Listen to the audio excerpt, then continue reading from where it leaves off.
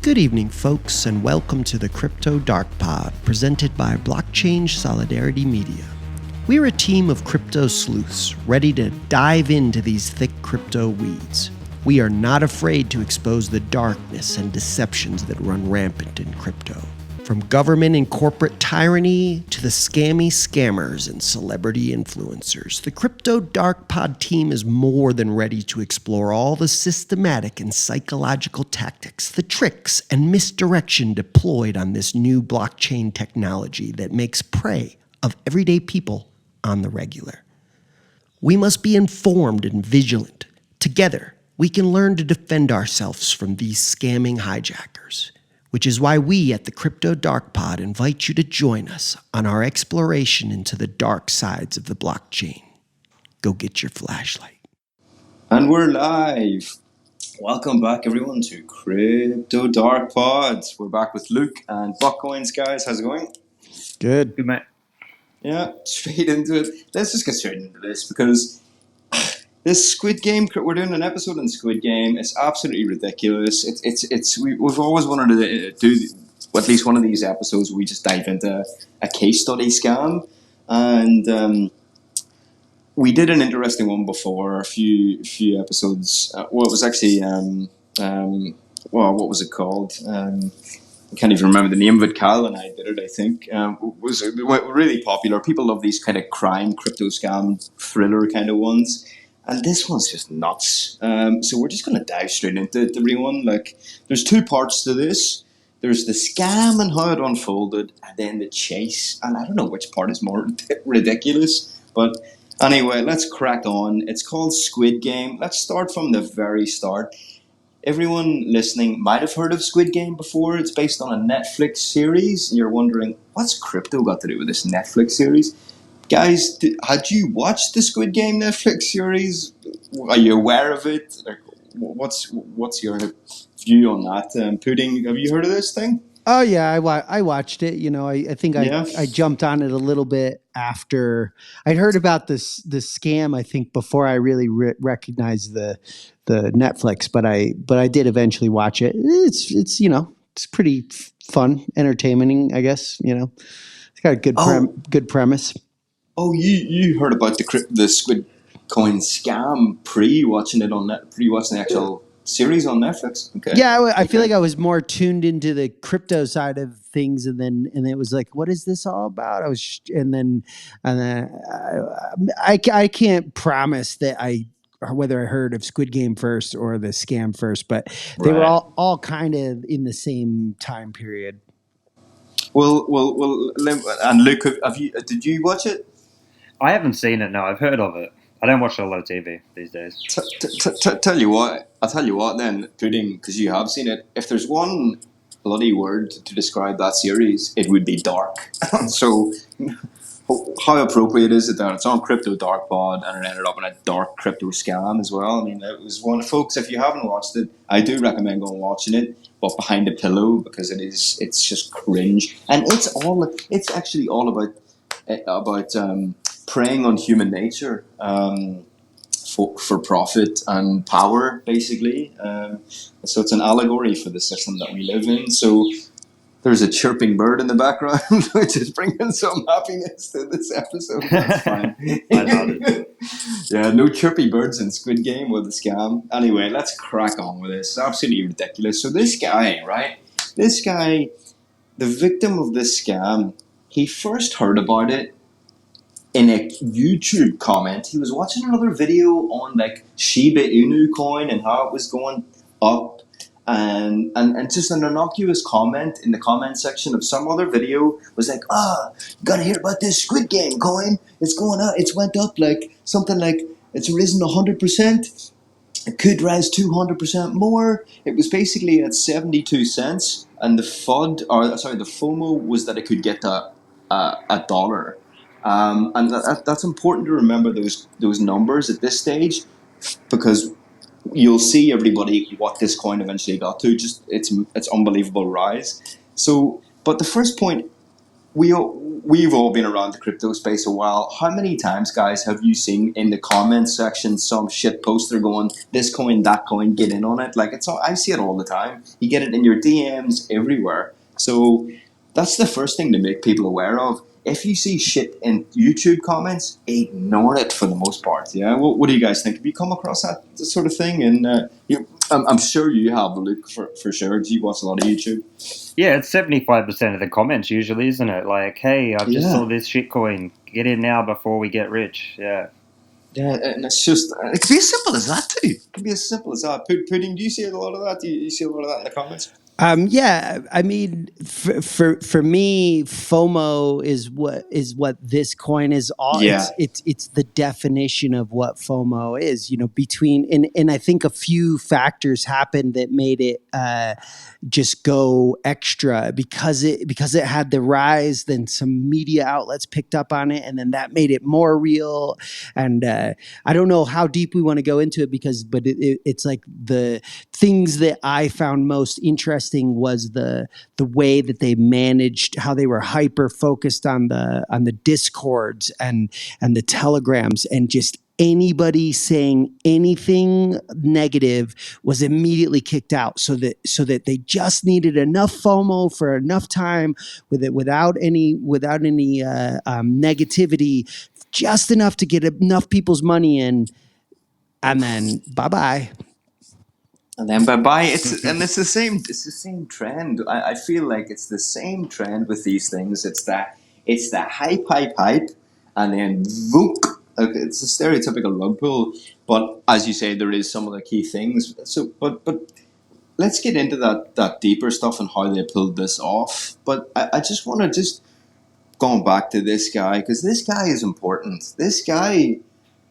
And we've said it before, anyone can fall for a scam. We said it in one of our earlier eps. And this guy was a self-proclaimed, and by all measure, sort of anyone who sort of looked into this victim, he was an experienced trader, everyone. This wasn't some sort of amateur or newbie to crypto. This guy was like, he was reading sort of white papers. He'd been a long-term investor. He knew like he had avoided scams. He'd done quite well in crypto, right? So and yet, as I slapped my head, and yet he looked into the white paper of this one, and it made him feel that it was just a Ponzi. It was like, because it said in the white paper, the more people join, the bigger the reward pool will be, right? But even though his spidey sense was up, all he saw was when he did a search online, he was like, "Oh, it's a scam, potential scam. Don't go into that." The FOMO for this, because it had risen so much, and it was at 72, all it needed to do was get another big bump up to $1. And we've seen it before, when coins are at 72, 80, the FOMO, the hype just drives it up to 1, and 1 is that big target. And he was like, I missed out on Shiba Inu. It had risen 900%. For the life of me, I'm not going to miss out on this one. So even against his better instincts, his better knowledge, he went in on this. Do you see what I mean? I think that was so crucial. That was one of the things that struck me. This guy knew it, and he still went for it. Like, what do you guys think about that? I mean, personally, I must say I don't really have a lot of respect for a lot of crypto traders, the people who call themselves Right. traders. I just see it as a meme coin. We know it's a meme coin. I mean, he knew it's a meme coin when he jumped in, and I can't really respect someone who gets into a meme coin, to be fair. But what do you think about that dynamic, though, in a sort of deeper way? I mean, that the traders, even if you respect them or not, people differ on that. But this guy, against his better instincts and against his better knowledge, that's the strength of FOMO. Like, what do you think, Pudding? Like the strength of the FOMO to pull someone in who knew better. I think you get into these places that you just see a potential, and I don't know what it does to the brain, if it just like turns off the better judgment. I mean, I've talked about it before, but I was in this, I got rug pulled on a coin called Waffle. And when I think back, to like making Oh no. those choices. It wasn't such a huge loss for me. I maybe lost like a couple $100. Is that, we're not talking about break the bank numbers, but I still remember the moment of being like, I gotta get this because this is gonna spike again right here, and that's Yeah, when I'm gonna you're turn. right. And your brain just starts doing these somersaults of logic, and I think the thing that is behind It's it irrational. is this It's emotional. Yeah. irrational reality Yeah. that like I'm gonna turn $200 into $2,000 or something. I don't know. It's something in the adrenaline of taking nothing and turning it into something. I don't know exactly what it is. And I think it's when you've seen it before in Shiba Inu, you see that it can happen. You see that people got rich out of it. You see it's a similar meme coin. You see it's risen 200% already, or whatever it is, 100%. It's so close to the dollar. It's just all the pieces are in place. They just go, yeah, let me chuck $300 in, and that's what this guy did. So he chucked $300 in at 90 cents, okay? And and he went to bed, and by the morning, what do you think it had went to? It had risen to $5. So it 5x overnight. And imagine we've all been to that place, right? We've all invested in a coin or traded or whatever. Or maybe people have, maybe people haven't. But if you have and it doubles or triples, that feeling is like a drug. Do you know what I mean? So I think that was a turning point for him here. The 5x overnight, and he was like, "Oh my god, I'm staying in this." Like maybe he felt, "Should I just take this out now?" But he was He like, didn't have the option, did he? well, turns out no. It turns out that he couldn't. But imagine 5x overnight. Anyone like, I mean, that's crazy. So it went $5 overnight, and he got up and he searched Twitter because I think he was like, right, should I sell? And he found out that people on Twitter were saying that they couldn't sell. Okay, this was it. This is the next thing. People were not able to sell the coin, and it turns out the creators of the coin had said that you need to buy marbles. You now need to buy marbles if you wanna sell. And the marbles were something about you had to obtain them through a play to earn game, which was organized by the project owners, of course. And he says his stomach fell. He was like, this is am I getting scammed here? This is it. But still, everywhere he was looking around, he could see mainstream media was pumping it. This is the next thing. BBC, CNN, MSNBC were all reporting on this like it was some legit thing.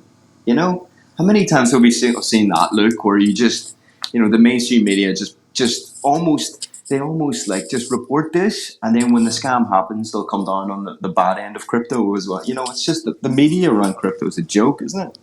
Yeah, I don't know if it's the case here, but we do know that a lot of these crypto coins and crypto scam coins, they will actually buy stories from Yahoo, from Right. BBC, from Good from point. CBC or whatever. Now, in this case, the guy has only ever made out with $3 million, so I don't know if they did that because that would probably cost $3 million to get yourself on CNBC. But this is something that's a standard practice in the crypto world is for people to buy articles that make them look great, and the headline will be, "Oh, this crypto has gone up 2,400% in a week," or blah blah blah. So that's something to be aware of.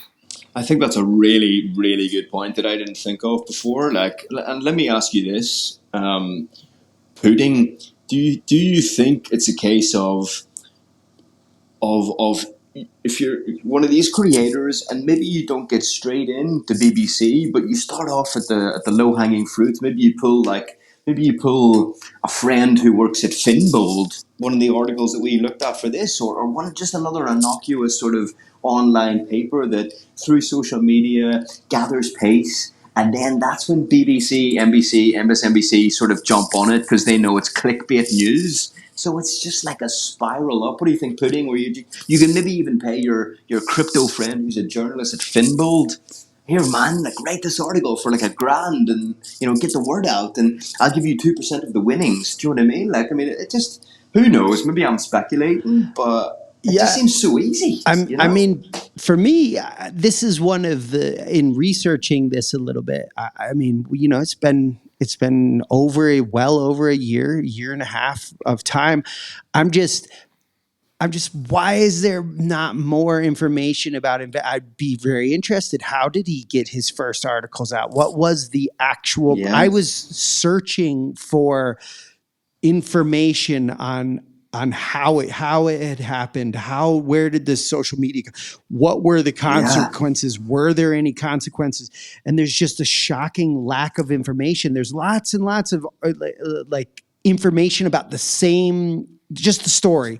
The story went around media and they have the same kind of 5 minutes of information, but I'm just like, after so much time, why is there not a little more detail of like how he did it, how he pushed it or was this just a coincidence? It was the right thing at the right moment, and media just did it for him. That's what I am not quite sure. I would love to know those dynamics because I'm sure people listening are like, why would the media pump a crypto coin when most of the time all they do is rip crypto down as scams, and here they are building one up. So there's a lot of media dynamics there that I didn't quite it's hard to understand. The other thing was, which was another red flag on this, guys, was Elon Musk. They claimed, or this scammer claimed, that Elon Musk tweeted about it. And yet, if you'd done a reasonable modicum of due diligence and looked up the actual tweet, the supposed tweet, it was Musk that tweeted about the movie, not the crypto coin. And I think even in the article it said that this guy, who the article is based on, the victim, he knew that. He knew that. And yet he still went in. It's like, come on, Well, I mean, he had one of these classic pages where you went to the page of about Squid Game, and you had people that were involved with Netflix, and their image is it's just like nobody. It's just like a face, and it's just like, like, I mean, I honestly, I give this guy some credit for just being really smart about his scam. I mean, the right thing at the right moment. And then the audacity of more or less spelling out the scam in the white paper. It's there. It's right. It's right there. It's right it's there. like you read the first sentence of it, and it tells you have to have this other marbles in order to play to get it. I mean, it says it. And it talks about future things that are coming but not there, and then the grammar, and the grammar in the white paper. If you just read the white paper and you read grammar like that, would you invest in this? Because it sounds like the scam scam language 101. It sort of already has the this is obviously not an English speaker. And we're going to get into the second part of this, which is the chase, where we reveal just how smart this guy was or was not, because he made a lot of mistakes, but as Pudding alluded to, he is kind of smart in the way he did it, and we'll see that because it wasn't the first time he did this, but we'll get on to that and just how, but the victims wouldn't have known that, but he was quite crafty in some ways. But let's go back to the follow the track of this. So you have to buy some marbles, say the creators, all these sort of red flags that were still playing on his mind. The fact that you can't sell is the main one, right? But he bought the marbles. He bought the marbles nonetheless. So he bought some marbles. And at this stage, remember, folks listening, we said the coin, he woke up, the coin was $5. That's when he tried to sell the marbles. No, he have to get the marbles. At this stage, the coin had risen to $600. So that's what the media influence had, right? And, everyone was buying into it. Now, shot up to $600. Yeah, it's so crazy. So, and then I believe the marbles obviously didn't work. Because he didn't get his cash out, but it kept spinning, and the next thing was that the coin so 600 is the mile marker when he tried to buy the marbles. The coin rose to $2,861, right? From 72 cents at the start. Like it's just absolutely ludicrous. And so on his $300 original investment, he would have been a millionaire. So can you just imagine, like, and this is the guy who's been around the bush, but he said millionaire was just way beyond his wildest dreams. He just couldn't believe it.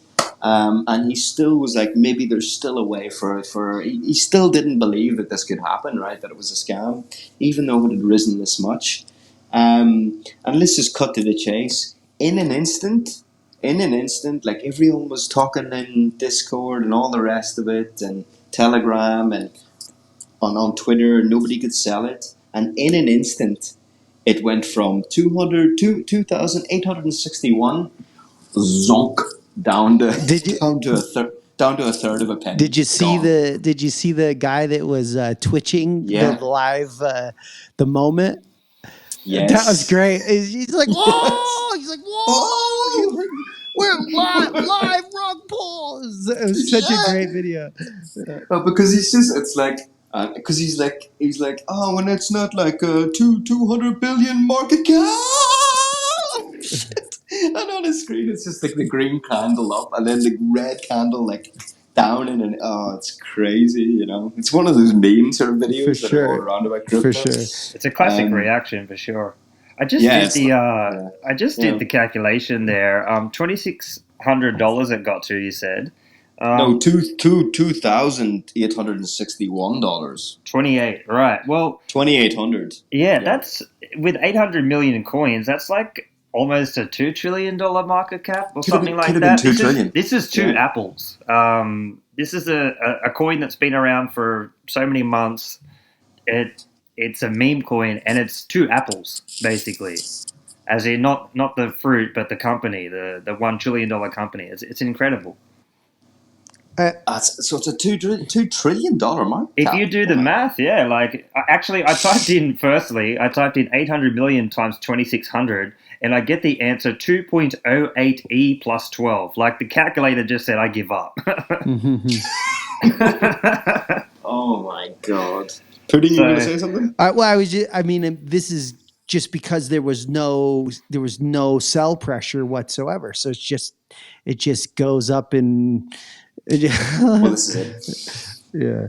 Well, this is it. So let's get on to how the scammer actually did that. So I mean, I got a couple more points just on the red flags, because like for the folks listening, we want them to actually be educated on this stuff. So we've mentioned the media, the fake Musk tweet, the crazy rise of the coin.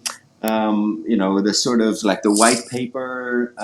So we've mentioned all these things, folks, to look out for online if you ever come across one of these shit coins. But here's the other one, right? And maybe you wouldn't know this if you're a beginner, but you would, experienced traders should have spotted it and passed along this information. But even they didn't. The coin never went down. Ever. It was never a red candle. It was like an ever-increasing green candle always. Now that is crazy. Okay, some sort of, sometimes sophisticated crypto scammers will, as we've talked about before. I can't remember the episode we did. I think it was you and I, Pudding, that discussed about this. There's some where they, sort of give you some money back, and that was maybe the first episode we did. Do you remember that? And they were like, "Oh, here's some money back," and they reel you in because that convinces gives you a little trust. Or gives you a little trust. There's some downward market pressure on the coins. You're like, "Oh, okay, this one was green the whole way," and yet people still didn't see it. Like, it's just like, so I don't know. But anyway, how did this guy? Everyone's probably wondering, how does a guy like just pull the money out like that easy? And it's I want to get overly technical here, folks, but it's basically he held the majority of Squidcoin, and it was in a liquidity pool, which he sold against Binance's coin BNB, and this usually happens when the scammer holds so much of the coin relative to others, and there's not a lot of it's just very deep liquidity, and you can just yank it out pretty quickly, and that is exactly what he did, and he was gone. I don't know, guys, if you're familiar with that, or you can add any other technicals, but it's just crazy how easy this happens. And then the smart thing he did was use that tornado technology. So he just threw it all into tornado, and that whirled it around and sent it back to him in an anonymous way, which is, I guess, maybe it's some of the reasons why he's not in jail. I don't know why you can't catch a guy that does this, but I think that's what we love about crypto, isn't it? That it is anonymous at the end of the day. And Yes. This guy's proven it. That you, like, obviously in a bad way he's proven it, but you could also prove it in a good way. You can make a bunch of money, not want it to be double, triple taxed, and then cash it out anonymously. So it's what we love about crypto, but it's also the live by the sword, die by the sword type of deal. That's true, and I think anyone like the federal government that takes this argument that we should just ban Tornado Cash because this happens. Like you don't prevent scams by banning Tornado Cash. You prevent scams by all the things that we've talked about before. Education, what we're doing here, not allowing like white papers to go out like that. Like the ease with which you can just sell everything in the liquidity pool. I mean, there has to be some sort of safeguards. Like maybe Binance has a responsibility to sort of spot this kind of easy sort of thing. Like I don't know, but just to blame Tornado Cash is terrible. But he took it out, folks. He spun it through Tornado Cash, which is basically a smart contract that allows you to essentially anonymize. Your crypto and off you go. So that's what he did, and it was as simple as that at that stage, and everyone was left holding the bag. But the thing is, and here's the last point on this before we get into part 2 on the chase, which I wanted to get your guys' opinion on. This guy in the article, who was the victim of this, and many people were victims, but the article is based on this guy. At the end, and Luke's just said it. And he said it himself. He wasn't bitter. Well, he wasn't bitter to the guy, the journalist. Anyway, he said, "That's crypto. It's a free market. I kind of knew the risks. No, I definitely sensed the red flags. I just had FOMO. And I lost.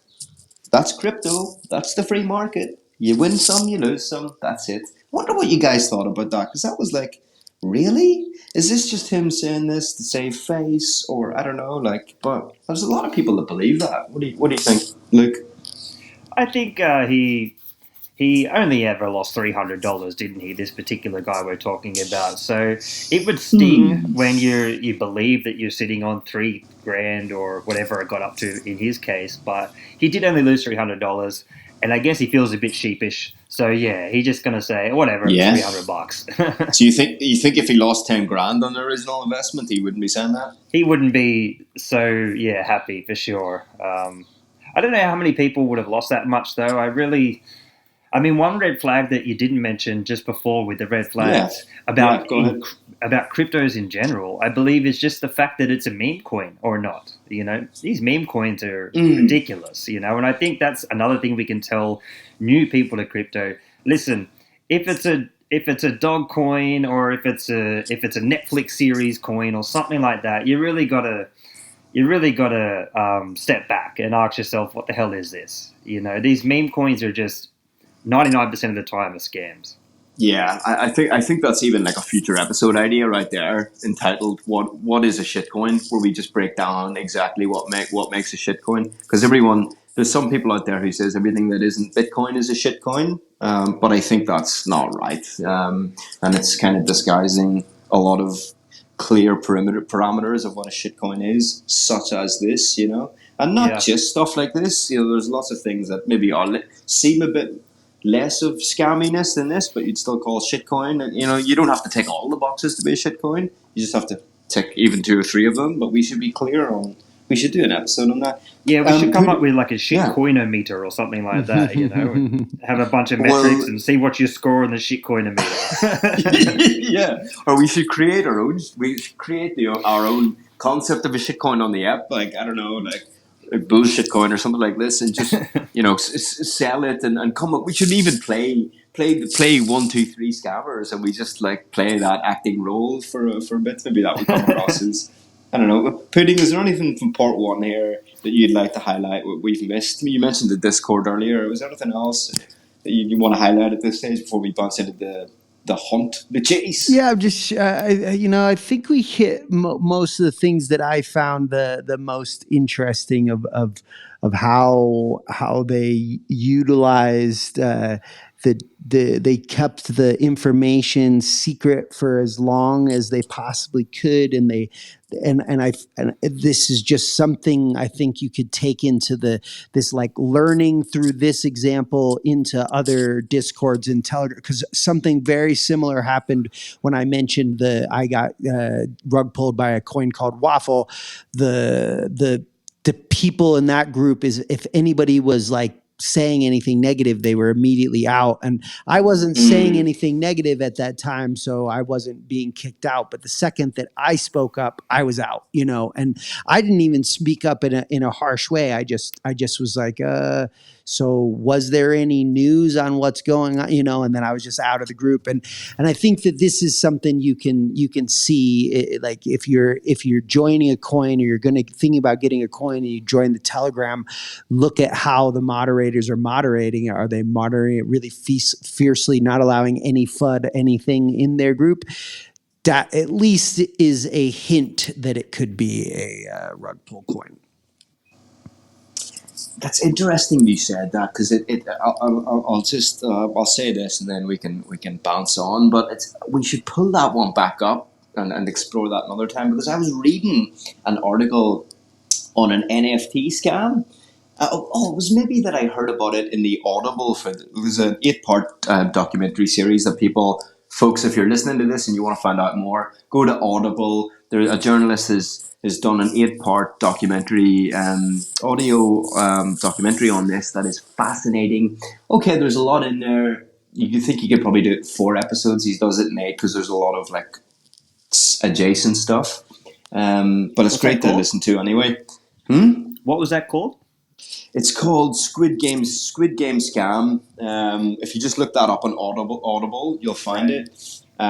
You can get your free trial, listen to it, and then cancel your free trial. But Pudding, that reminds me, because in that he delves into NFTs, and the scams around NFTs. And I'll just briefly make this point.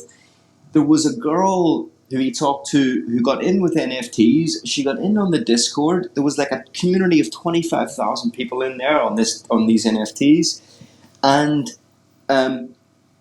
when everyone went to sell their NFT, not everyone, but a lot of people, the gas fees were astronomical. They were like 3 times the price of the NFT, and so everyone kicked up a fuss. Okay, but get this, and this is the crucial bit. Get this. The creators and the administrators were like, yeah, you know what? You're right. They reimbursed everybody the full amount of the gas fees, but they did it as a trick. Okay? Because everybody went, okay, these guys are legit. They're not going to scam us. They've just refunded us 30 grand for the gas fees. They're not scammers. That was the trick. That reeled everybody in so deep, like a cult deep. It sounds like a little bit like the pig butchering, They're pig butchering, but it's give it a little bit of trust, right? Give a little bit of trust, and then a few days later, the creator typed in the Discord, "Thanks for making me rich. Bye." Boom. Close the Discord. Bang. So I don't know. We can. So you just reminded me of that point. Like how even in Discord, you're right. If there's closing down of communications, that can be a telltale sign, as Pudding said. But some scammers can be more sophisticated and play in a different way. Let's get on to the chase. Because, folks, it didn't end there. Like most crypto scams, you think it's just going to end there. Not this one. A journalist, and I don't want to mix up his name here. Janhoi McGregor. I think he's of Scottish descent. McGregor is certainly a very common Scottish name. He saw this and he was like, I'm not going to let this one go. I'm going to chase this up. He's an investigative journalist.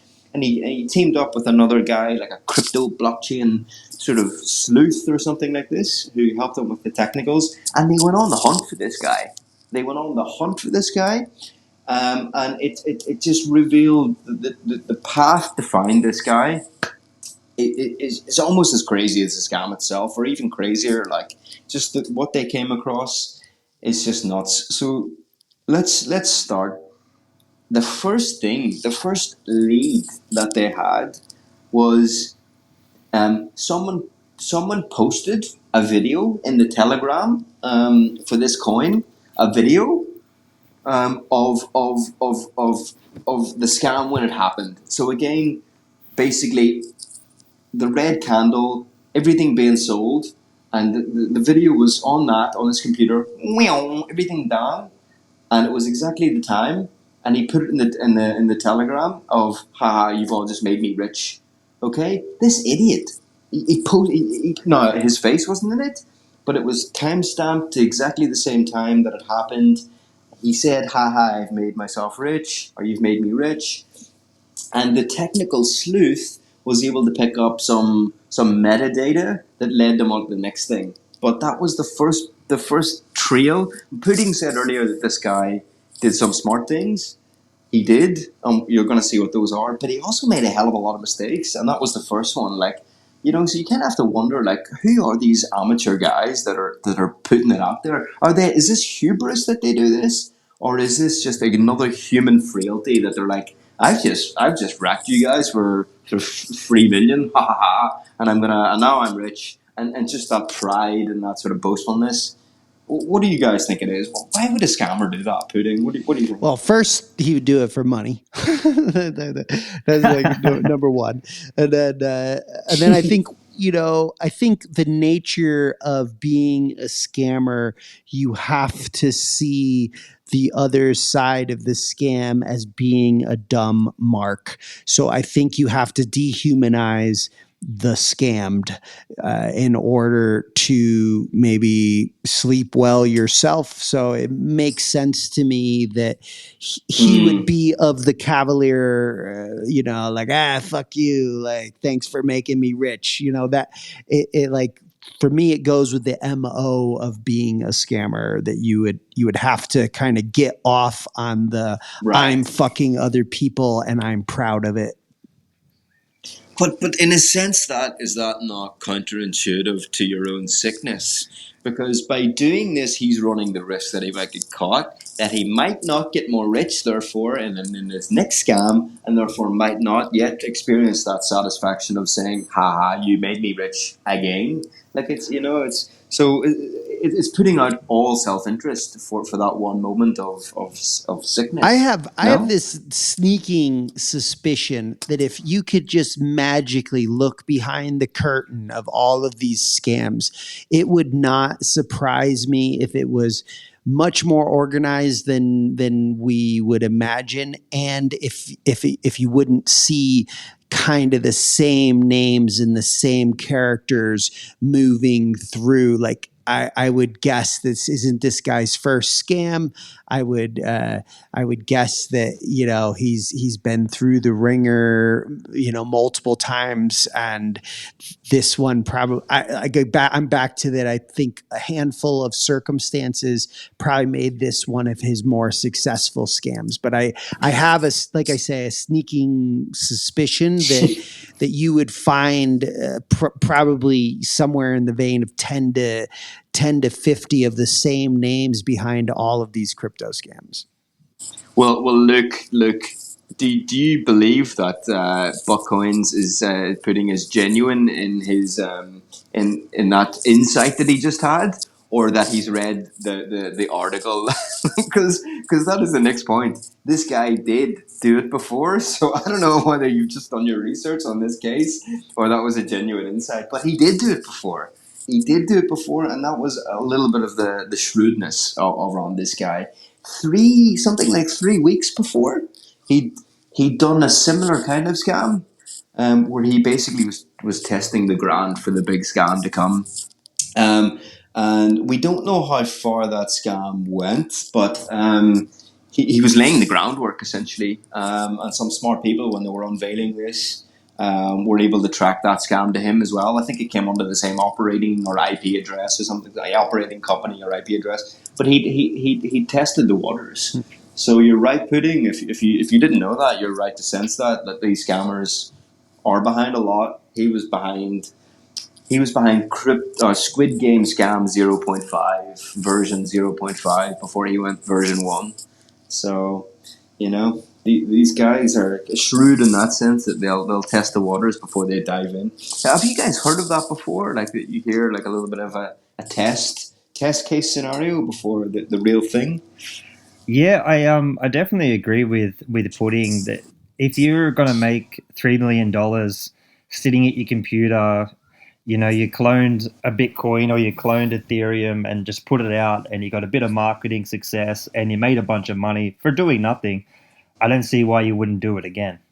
You know what I mean? So I think if we had the exact names of the people behind these scams, you would see a lot of repetition for sure. Do you think, because this is the thought that I had, do you think that this guy, this I mean, maybe it's just academic to even ponder this, but my sense was that this wasn't an overly sophisticated scam. And if he'd done a lot of scams before, why would you need to do a test run that was so similar to this one? I mean, you've done a whole lot of scams before. I mean, you're experienced at this. You just do Squid Game and you do it. So my sense is that this guy, maybe this was his first rodeo, and that he did a close enough test. I think it also mentioned in the article that sometimes folks who do a little test scam that is so close to the scam they're going to pull off, it's almost to settle their nerves. It's almost to test run it in just to see how they're going to feel, they're going to react, how they're going to feel the scamming people, or they're going to actually go through with it, and then when it comes to the real thing, they're cold psychologically. They've been through it, they've done it, they've tested themselves, they've done it. So it could be the case that was this guy. What do you think, Pudding? Yeah, I could see that. I mean, it's hard to say. I mean, you're now dipping into the rabbit hole that I was before we jumped on the episode. I was talking about I ended up down this rabbit hole of just being like, well, they didn't catch this guy. Okay, so they haven't caught this guy. So who has been caught? There's been lots of rug pulls, and there's just nobody gets caught. Of course, there's more. We're gonna just keep having these because literally nobody's getting caught. Like, so few people are ever getting caught. I could not find an example. I mean, I know Do Kwon just got I think this was his name was, but I know he just got arrested. But slightly different reality. Slightly different, Right. But these little small scams, like nobody's paying the consequences. You think back to even some of the big ones. I think OneCoin was one of the first really big name scam. They took millions and millions. That woman, she's still out. She's never been arrested. Nothing's ever happened to her. Do you know what I think it is?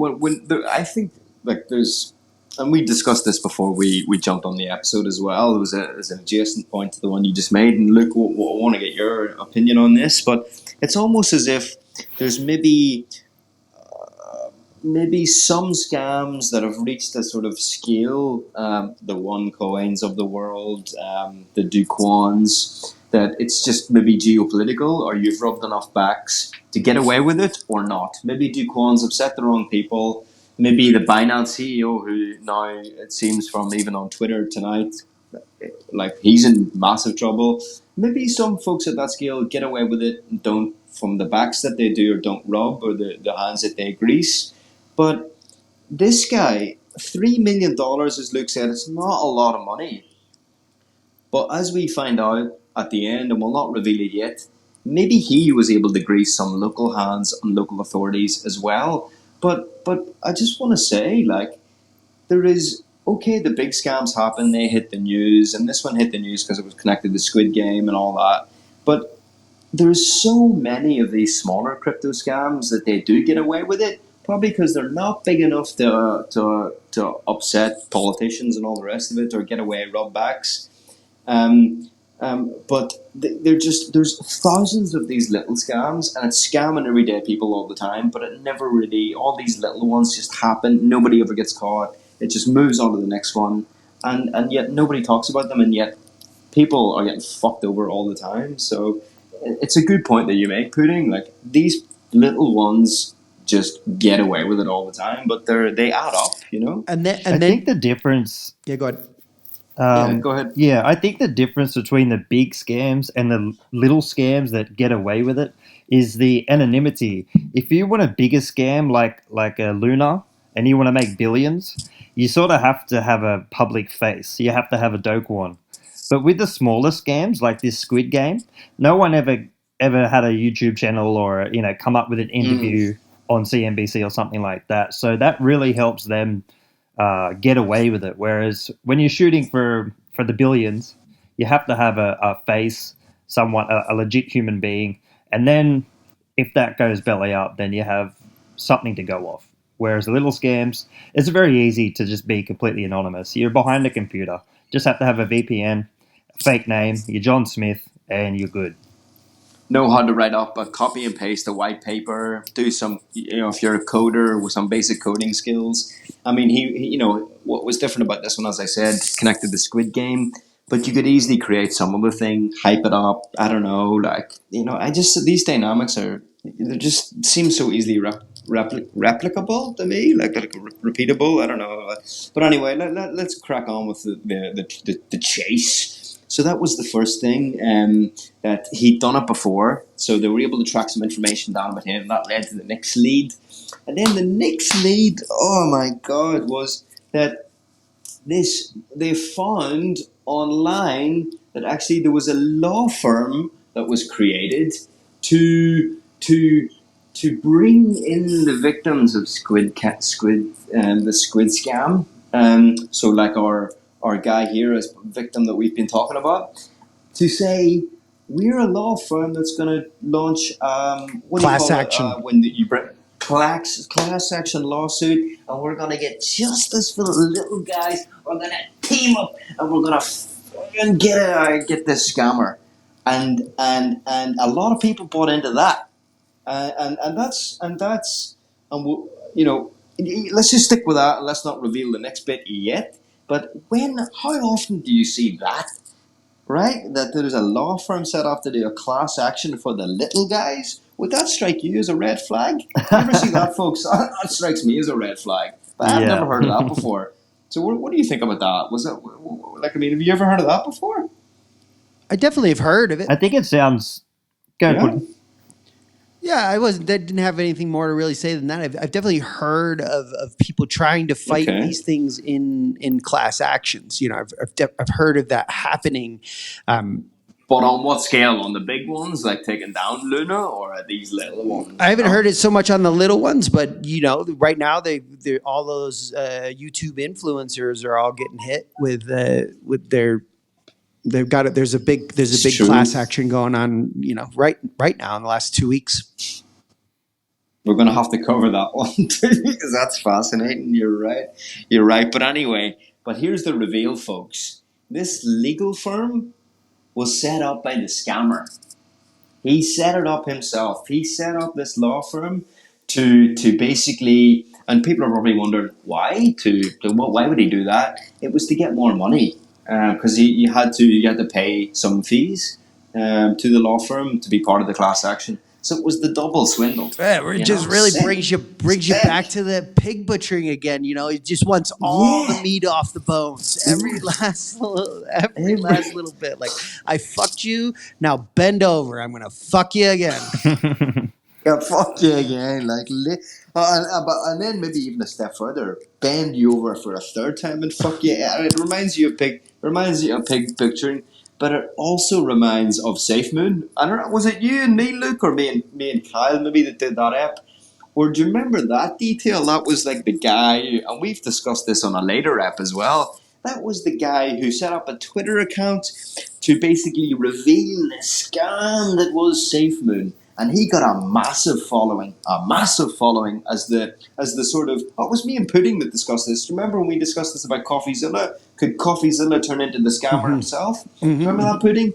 Because this guy was Safe Moon. They set up their Twitter account. He had such a big following because he was calling out all the scams and he was credible. And then he turned around and he created his own coin, and the coin was like, invest in me, like I've got credibility. Something like, you can also help fund my investigations. And it turned out he rug pulled everyone on his own coin. it's just so sick. So this is like, I'm really like, I've been going through these episodes and stuff, and I feel like I'm in the wrong line. I mean, it seems like this scamming thing has a lot of plausible and positive realities. You don't get caught. It's built in that everybody is like embarrassed and it's my fault. Like I took my own risks. I'm responsible for it. And so like you don't go after the guy because you're just like, oh, I'm the idiot that invested. Right. So there's so many like built-in facets to this, man. I really gotta think about we got to make our own coin here in the chat. We got to make our own scam. Yeah. All there is to it. Sounds like you guys are FOMOing into scamming. Yeah, dude, now. I'm getting left behind, man. I'm getting left behind. Yeah. Maybe 5 episodes down the line, we'll do a philosophical discussion. Could crypto dark pod be the next scam? The next shitcoin. But I don't know. We underlined this conversation so far. We've been pulling out what happened, but we've also been trying to dig into the psychology of this scammer, and we've been trying to figure him out. If this doesn't reveal that he's sick as a pig, he's just a ruthless Machiavellian. Like, who does that? You've just fucked over people for $3 million, and then you're turning around and what sort of a human being do you have to be to go around for round 2 and fuck people over with the whole? Can you imagine? Can you just for a moment, guys, want to put you in the position, because I did this the other day, and Luke, you said, I only lost 300 quid. Put your mind for a moment in the reality where you have $1 million quid in your bank account, and you start to dream. The hopes are pulled away, okay? And then also, if you want to, maybe you put in 10 grand, and it's all the family's savings. Mm-hmm. Dreams yanked away, or survival yanked away. The anger, everything that you're feeling. And then some white knight comes along saying, we're going to get this guy together. And then it turns out that that's not only fake, but it's the same guy coming around to fuck you and your family over again. Like, how?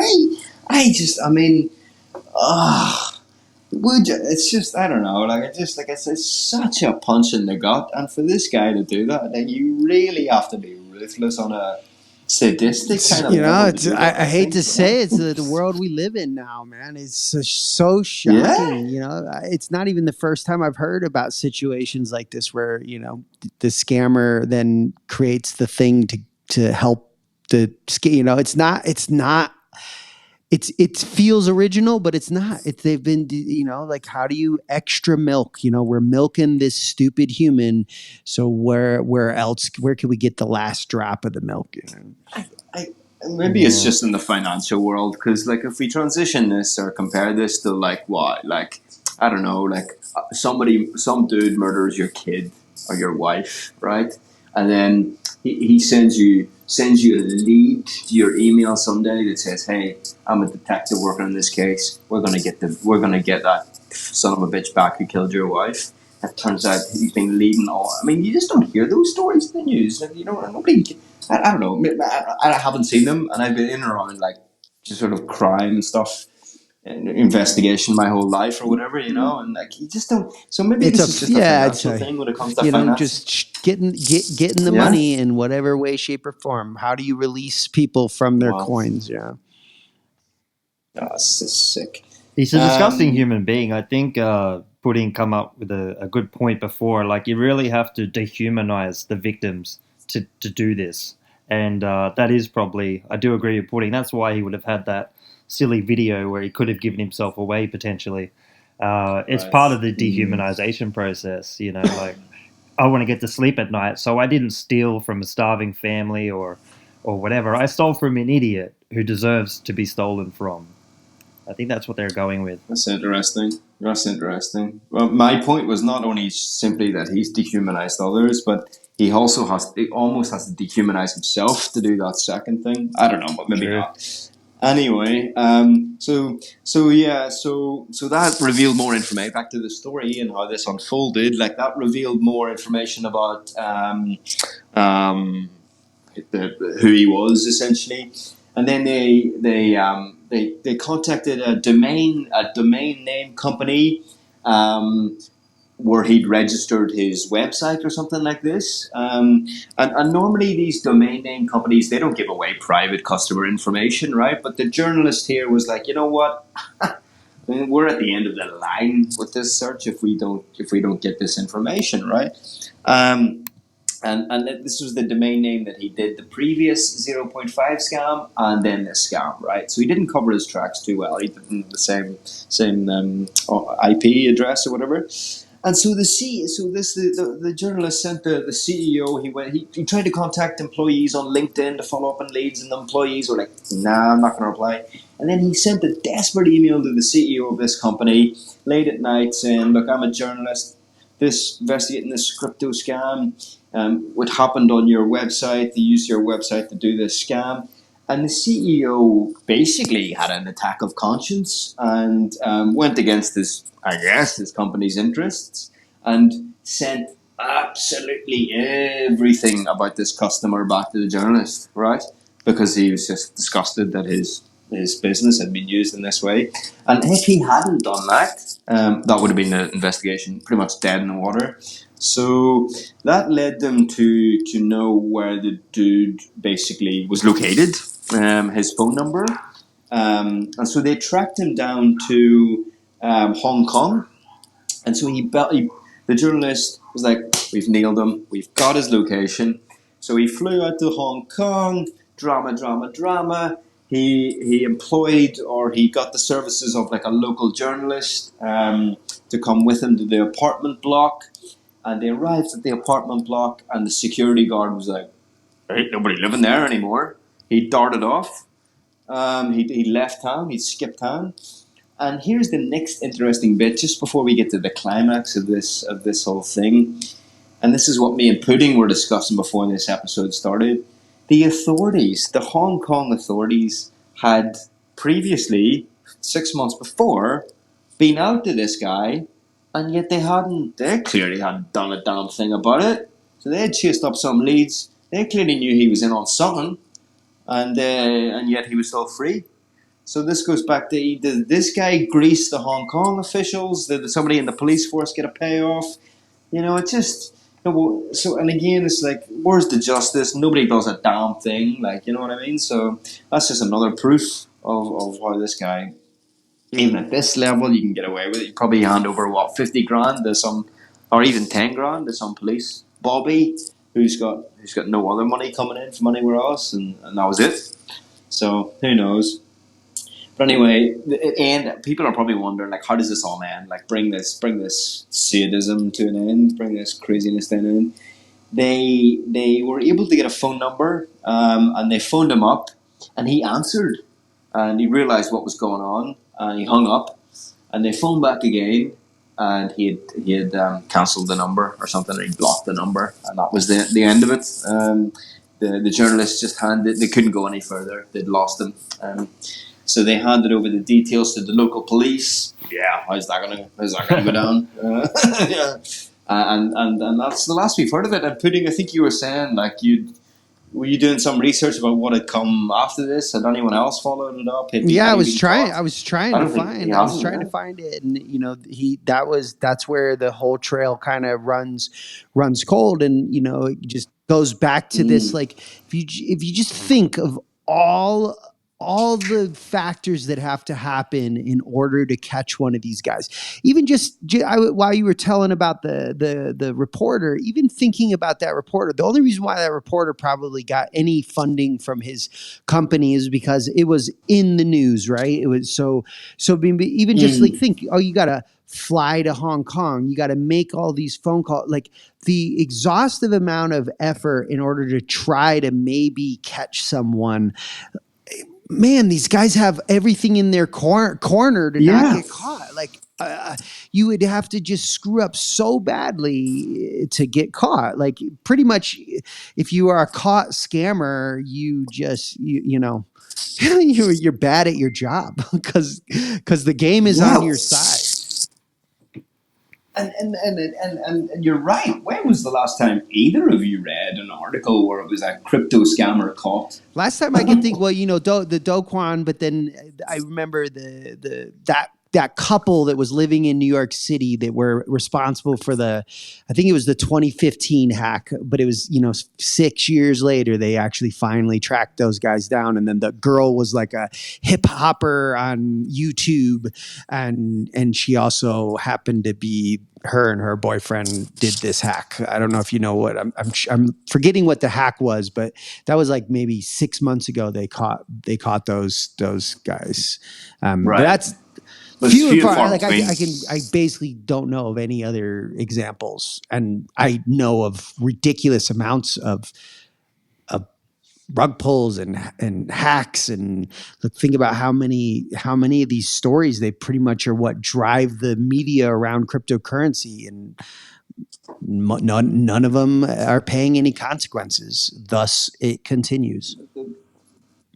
You're absolutely right, and Luke, I want to go to you, but the point I'll just make off the back of that journalism point that you just made, which is interesting as well. Like, what are the dynamics that even a media company would pay this journalist to run around the world chasing a crypto scam coin? And undoubtedly, I think it's the link to Squid Game. It's the fact that if this was not linked to Squid Game and that sort of like the sort of everyone knows Squid Game, I don't think he could have made an investigation. He wouldn't have got the money. Like, it wouldn't have sold on Audible. Like, so there's just no media sort of, or investigatory sort of incentives for journalists to go out and do this. Because unless you're just some white knight with a lot of money, you do it off the back of their own sort of, pocket. And then it has to be entertaining as well if people are going to listen to it. This is the thing. I mean, these kind of crime thrillers have to be somewhat interesting for people to even listen to. So, but let me ask you this, because Pudding, I don't know if you remember, like we talked. Oh, I know all three of us talked about this when we did the pig butchering scam. It's just come back into my head.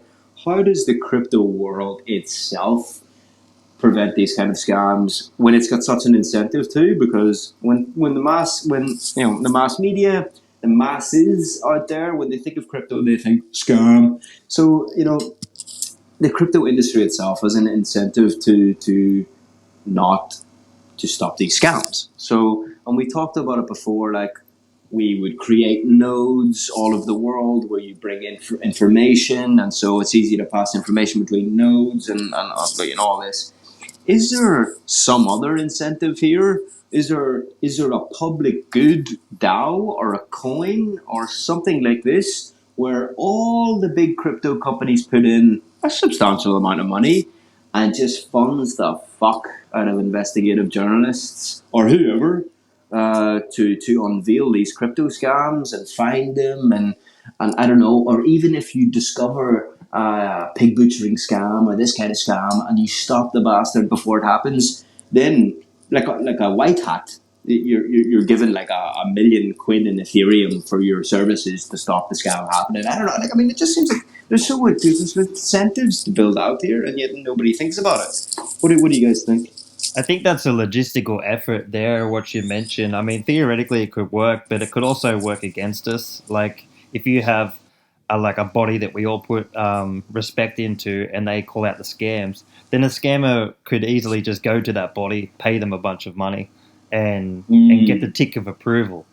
I think what crypto Well, you needs would to hope do. that on the blockchain that would right, yeah, okay, God, Yeah. corruptibility on the blockchain. Oh dear, that's not going down that rabbit hole. Yeah, Oh, I shit. think the best thing crypto can do, and I've mentioned this in other podcasts, and I don't mind sounding like a broken record here, but we need to do it ourselves. Each individual investor or trader needs to be smart enough to say, you know what, this is a meme coin. It's based on a TV series that's popular. It doesn't have any head that we can point to and say, "Hey, you scammed us." We can't even sell the coins. I mean, there's just too many red flags here, and it needs to be each individual person in crypto to say, no, I'm not going to put my money there. I think that's the best chance we have. But the problem with that is that scams such as this, and the ones that we will cover, because that's where our interest lies, are not necessarily ones that that crypto guys who should know better are falling for this. But it's the everyday folk who are new to crypto, who may never have touched crypto, and this is their first gateway in, and then they lose and they're burned so bad they'll never get back in. Like, it's this kind of thing. Oh, buy a little bit of squid. You don't need to be a trader to do that. You can be your average Joe and just, buy a little bit of squid, saw it on BBC. Yeah, I mean, and that fucks. That is the experience of so many everyday people, and they get burned like a bitch, and then they're out. Do you know what I mean? So yeah, you can educate the crypto guys all you want, and the traders to not fall for this shit, or not have FOMO so bad, and not chase that dollar, and then come out at the end and go, nah, that's crypto, that's life. I win some, lose some. It's the folks like who are new, who get burned and never get back in again. Like, and there's a wider interest of the community to not let that happen. What do you think, Pudding? I mean, unfortunately, well, maybe unfortunately is not the right word, but we are so still in early days that the amount of people still available to be the noob is high. So basically I see that for the foreseeable future there are going to be unsuspecting, in over their head noobs, and one wave will get scammed. They'll maybe learn, maybe they leave crypto and whinge about it, and then but there's another wave right behind them, and we're just about to enter. I believe sometime in the next year to 2 years we're going to enter another bull run, and all the next wave of noobs are going to be right there waiting, and all these clowns that had all these scams like during the last time, they're going to be sitting there ready to launch their next meme coin and their next thing. So it feels a little bit of a daunting task to fight these scammers, to be perfectly honest. Other than education, educating himself, but how do you educate a noob? Well, that's it, yeah, and it's always like, I mean, however educated any of us are, I'm starting to believe that the scammers will always find that they're one step ahead of us, and as we've just proven with this one episode alone, you can know exactly that you're being scammed. As this guy, wait, he didn't say I'm being scammed, I'm in on it anyway. He was like, all the fucking red flags were in front of me. Brutally obvious that there were red flags. I fucking knew it, and yet I went in on it anyway because I thought I could get in and get out before I got rugged or whatever. And I mean, he was right there. There's no more education that would have helped him. He FOMO'd in. With greed and FOMO, he lost. So maybe no matter what education we do, it's not going to change for a trader or for normie or for noob, So maybe the solution lies in a little bit of education. Maybe that helps in the margins. But maybe there is something actually you financially reward people to like massively go out and just attack smart contracts that are clearly bullshit. I don't know. Is there an incentive, financial incentive to pay coders? It's kind of like a pay to play kind of game, but for catching scammers. Yeah. Maybe I kind of like it. I like it. Let's do it. Okay. I'm thinking 4D scams here, though. I'm thinking a 4D scammer would just come in, create the scam, and then be the guy to say, hey, that's a scam, and grab the money. I don't know. Is that another scam that we have to worry about in the future? I don't know. But think about it, though. This is the collective mind intelligence of the internet. You see it in other things, how the internet is like a hive, and it can sleuth things that you would never believe. And for sure. part of the blockchain is like the whole idea of the blockchain is that um, it depends on the majority sort of like authenticating and validating the blocks, and and doing it and being honest about it. You kind of believe that the internet out there would have more of an incentive together to catch the one fucker who fucks it up for everyone. And maybe there's some sort of staking protocol that, if you're part of the effort where you contributed to find someone, you're going to get rewarded. Do you know what I mean? It just seems like it's a coordination problem to me. Maybe I'm being naive, but surely there's a coordination protocol where you reward people to find scammers and scam white papers and scam protocols and scam code. I don't know. Yeah, I mean, I just want to give an analogy on this information bit. Like in 2017, I'd already been talking like a broken record about crypto, and basically, in 2014 it was Bitcoin, Litecoin, and Ethereum. I've been talking about this a lot, and in 2017, in that first big bull run, or it was probably like the fifth, the first one we all talk about, everyone would come to me and say, "Hey, Luke, you've been talking about this for a while. What's going on? What should I do? Blah, blah, blah." They wanted my advice. And I would say, I'll give one case in particular. In 2017, early 2018, there was a huge bull run in XRP, in Ripple. And it went from like 10 cents historically to $4 very quickly. It was the first big coin that rocketed up. That was the very first one. And everyone wanted to get in on it. The FOMO was real. I had friends come to me who respected the fact that I was in it for a long time. And they would say, "Luke, I'm thinking about XRP. I'm thinking about jumping in now. It's going up. It's the future, blah, blah, blah." And 3 people in particular, I remember, I told them, "Do not touch XRP. It's nothing, and the latest bull run is unjustified, and it can only go down." Then other people would tell them, that was the information I gave them. Other people would tell them, "Hey, get in now, you got to make a bunch of money." And these people, they had no respect for, and they barely knew them. But, look at the differences between what we're saying. I'm telling them, no, you can only lose money. And another person saying, "Hey, you're going to get rich." And logic goes out the window there. And so, and they end up going with the guy who tells them they're going to get rich. So that's a big problem with the information bit, is that the scammer's story is a lot more appealing than my story. When I say, "No, be careful, there's no money here, just be careful," the other guy, the scammer, is saying, "Hey, we're getting rich, baby, Lambos to the moon." It's very difficult for people, for newbies, and even for investors that have been around crypto for a while. It's very difficult to take the advice of the dude who tells them there's nothing here. And it's very easy to FOMO into a money game. But that's exactly, I agree completely, and that is exactly my point. No matter what information or warning or education or this or that, it might work on the margins, but the overwhelming drive to jump in anyway, just in case, the mind will trick you with whatever it can, with how many red flags it's blurring at your senses.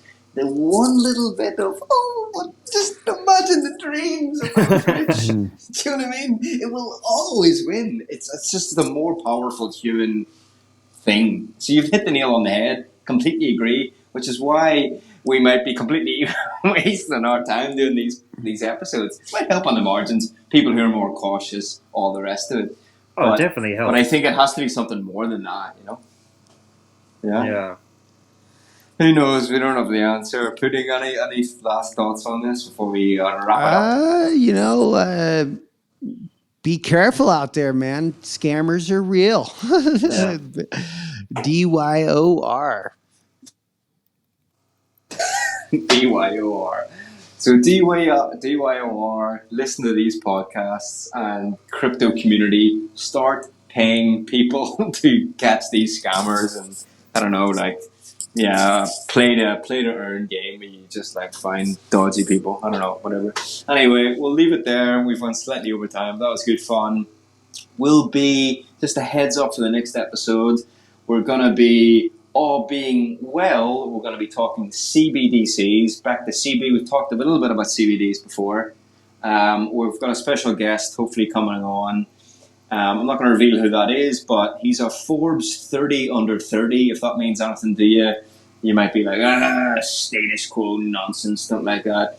But he's influential in the space, hates CBDCs, so do we. We're going to get him on. So that's coming up in the next couple of weeks. So stay tuned for that.